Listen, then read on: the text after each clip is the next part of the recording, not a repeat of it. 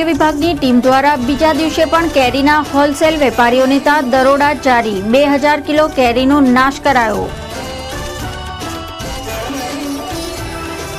અશ્લીલ અને દ્વિઅર્થી ફિલ્મી ગીતો ગાતો સિંગર હની સિંહનો સરદાર ગ્રુપ દ્વારા ઉગ્ર વિરોધ। બેનરો પોસ્ટરો પર કાળા કલરનો કૂચડો મારી બેનરો ફાડ્યા।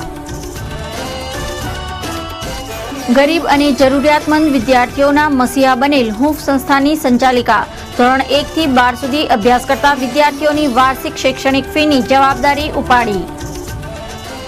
સાયન્સ ફેકલ્ટીમાં વિલંબિત રિઝલ્ટ મામલે વિદ્યાર્થીઓમાં રોષ। રિઝલ્ટની માંગ સાથે રજિસ્ટ્રારને આવેદન આપ્યું।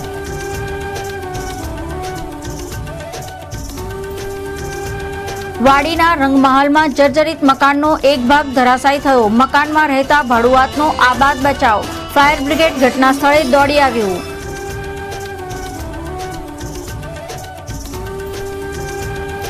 નમસ્કાર દર્શક મિત્રો, ઈઝી ટીવીના સમાચાર કક્ષમાં આપનું સ્વાગત છે।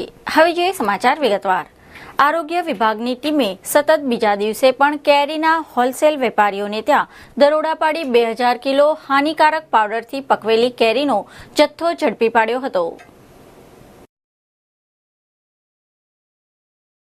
ગાંધીનગરની આરોગ્ય શાખાની ટીમે સેવા સદનના આરોગ્ય શાખાની ટીમને સાથે રાખી કેરીઓના વેપારીઓને ત્યાં બીજા દિવસે પણ દરોડા ચાલુ રાખી 2000 કિલો હાનિકારક પાકી કેરીના જથ્થાનો નાશ કર્યો હતો। અત્રે ઉલ્લેખનીય છે કે કેરીની સિઝનમાં વેપારીઓ દ્વારા કેરીઓને પકાવવા માટે હાનિકારક કાર્બન પાવડરનો ઉપયોગ કરતા આવ્યા છે, જે વ્યક્તિઓના શરીર માટે હાનિકારક છે।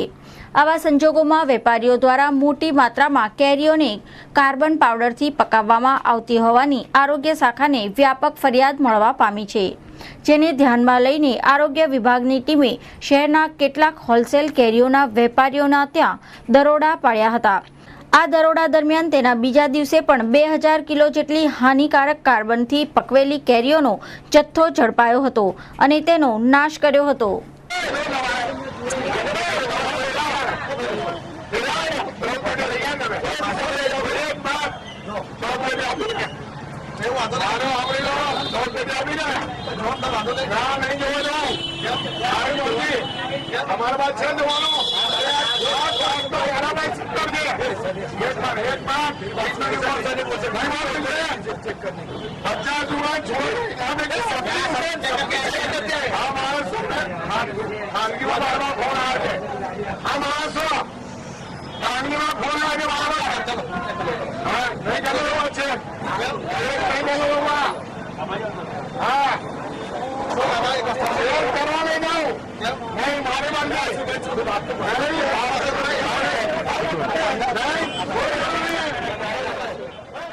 પહેલી વખત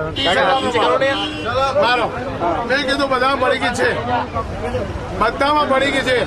તમને પેટી કેટલી આપું છે? બધી ખોલીશ। હવે બધી ખોલવાથી 3.5 લાખ રૂપિયાનું માલ નુકસાન કોનું થાય? મારો થાય। તમે જે કહો ને એ ખોલી, અમે જે બતાવીએ તમે ખોલો તમારા માણસ પાસે। એવું નહીં કે અમે ખોલીએ, અમે નહીં ખોલીએ, તમારા માણસ પાસે। મારી વાત સાંભળો, આ માણસ છે ને માર્કેટમાં પેલા સૌથી પેલા મારા ભાઈ આવે છે। આ મીડિયા વાળા ભાઈઓ છે, મારા ભાઈ આવે છે। આ મીડિયા વાળા બધા ભાઈઓ છે। આ એક અત્યારે ખંડેરાવ માર્કેટના નીચેના ભાગમાં જે માર્કેટનો મેઇન વિસ્તાર છે ત્યાં અમે રેડ કરી રહ્યા છે અને અત્યાર સુધીમાં 700 કિલો કેરી જે કાર્બાઇડથી પકડવામાં આવતી હતી એ પકડવામાં આવી છે।